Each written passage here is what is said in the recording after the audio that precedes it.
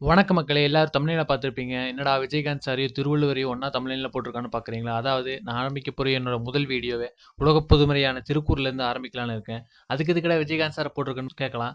அதாவது திருக்குறளையும், பொருளையும் அதோடைய பொருளை விளக்குறேன். உங்களுக்கே தன்னால புரியும். நான் ஏன் விஜயகாந்த் சார அங்க போட்டுருக்கேன்னு. நம்ம இப்ப பார்க்க போறது திருக்குறளோட கடைசி குறளான 1330வது குறள். 133ஆம் அதிகாரமான அறவாழ்க்கை அப்படிங்கிற அதிகாரத்துடைய கடைசி குறள். அறவினை யோவாதான் செல்வம் பொருள்வயின் மறவாமை மாசற்றது. இதோட பொருள் என்னன்னா, அறத்தை தொடர்ந்து பின்பற்றி ஒருவன் பெற்ற செல்வமும் புகழும் அழியாதது மாசற்றதுன்னு சொல்றாரு. அதாவது அற வழியில ஒருத்தர் செல்வம் சம்பாரிச்சு அதை வச்சு மற்றவங்களுக்கு உதவி செய்து பெற்ற புகழ் தான் அழியாதது. அந்த புகழ் தான் உண்மையான செல்வம் அப்படின்னு சொல்றாரு. காமராஜர் அவர்கள் அவர் ஆற்றிய தொண்டு, அவருடைய எளிமை, அந்த மாதிரியான ஒரு முதலமைச்சர் இதுக்கப்புறம் நம்மளுக்கு கிடைப்பாரான்னு கூட தெரியாது.